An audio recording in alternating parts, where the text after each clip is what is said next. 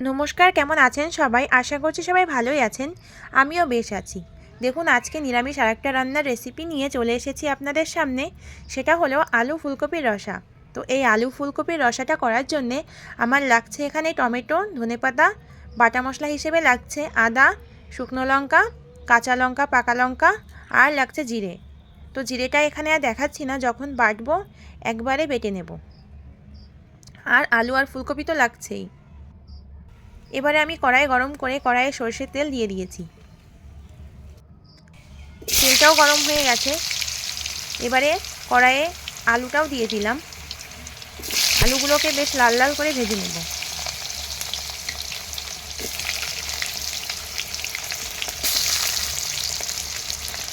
কিছুটা হলুদ গুঁড়ো আর কিছুটা পরিমাণে লবণ দিয়ে ভালো করে ভেজে নেব। দেখুন, আলুটা আমার লাল লাল হয়ে গেছে। এবারে তুলে নিলাম। আলু ভাজা তেলের মধ্যে আমি কেটে রাখা ফুলকপিগুলোও দিয়ে দিলাম।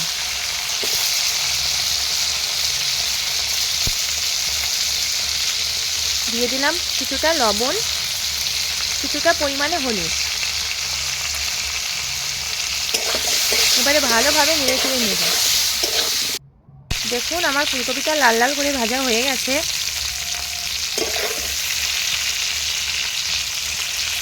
এবারে তুলে নেব। এই যে তুলে নিয়েছি দেখুন।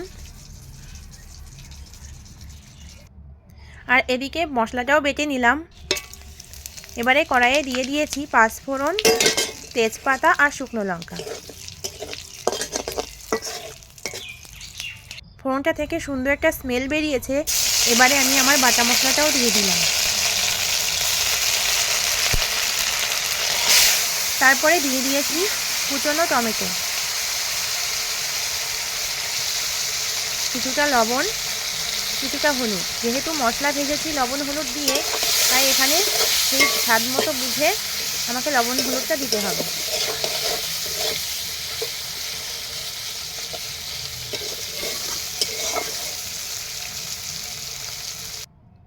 দেখুন, মশলা থেকে তেল ছেড়ে দিয়েছে।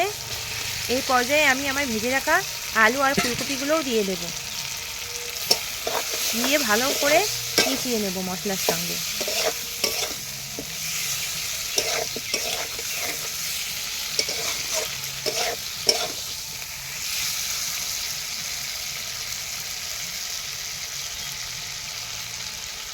আলুটা এখানেই প্রায় সিদ্ধ হয়ে গেছে। তো আমার মশলা কষা হয়ে গেছে সবজিগুলো দিয়ে।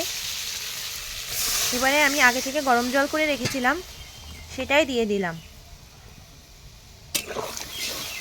সামান্য পরিমাণে জলটা দেব, যেহেতু আমি তরকারিটা ঝোল ঝোল করব না। তরকারিটা প্রায় হয়ে এসেছে। এবারে আমি দিয়ে দিলাম কুচনো ধনেপাতা। কিছুটা চিনি দিয়েছি। আমার রান্না শেষ। এবারে গরম মশলা দিয়ে নামিয়ে নেব।